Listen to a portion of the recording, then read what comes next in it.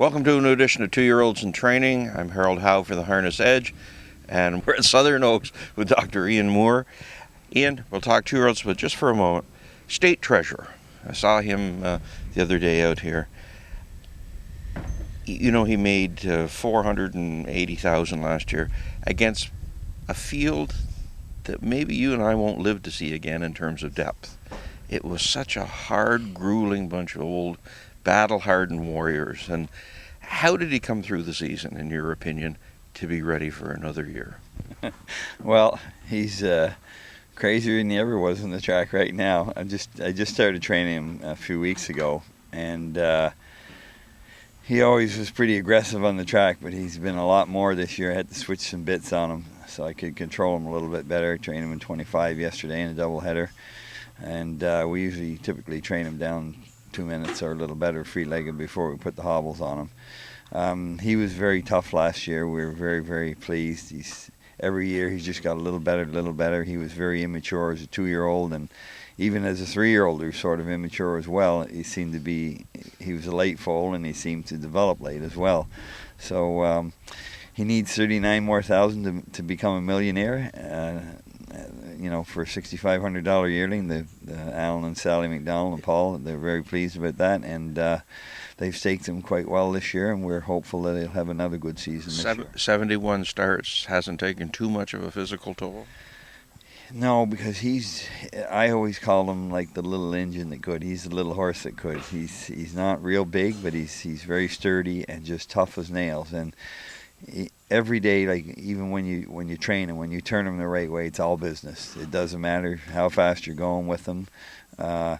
And he always goes a mile and a half. You can't pull him up before then. He's hard to pull up sometimes, so he just doesn't know the end of a mile and just keeps on going. He's one of the toughest horses I ever had. So. Perfect song. This is a Shadow Play, $10,000 yearling out of Harrisburg.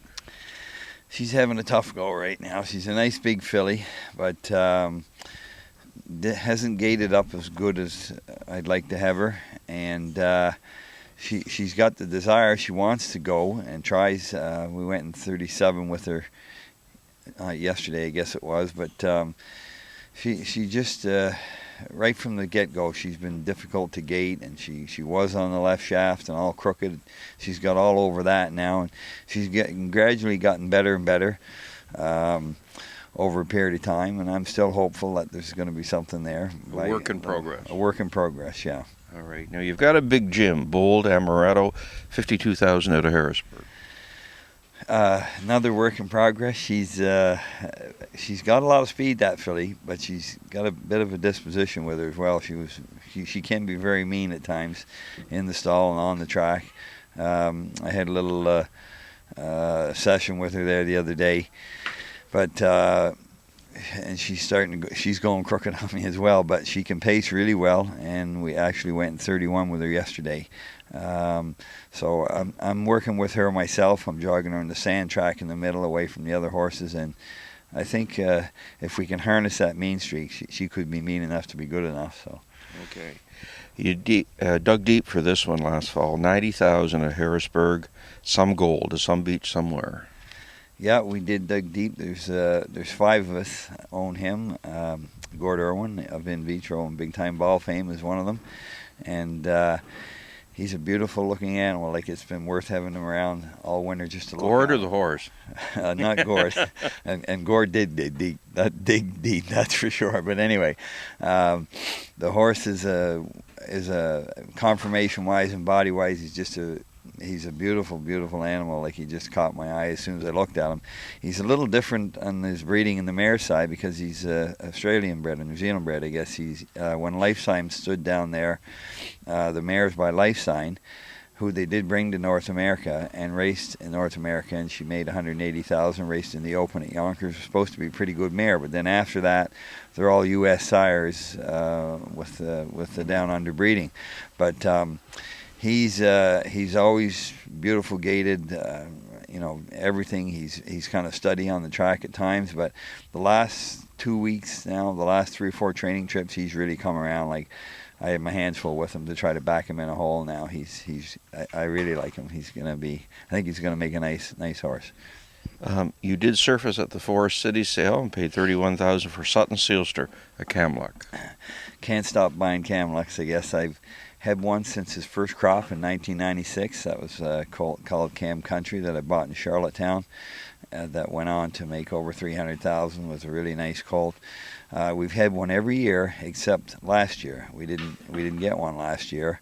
There's not as many out there now, obviously, the last few years, and I know that Kamluk hasn't had a top performer in the last 5 years. I think Jack Darling told me he hasn't had a $100,000 winner in the last 5 years, but we've had one every year, like I said, since '96. They've been fantastic animals for us.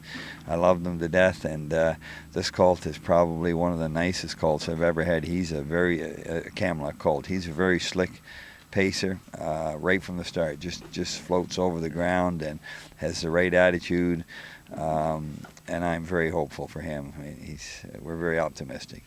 Okay, you ended up in Lexington and gave $27,000 for Shadows Pro, a shadow play. That's the Connections to State Treasure that bought him. I don't own a piece of him.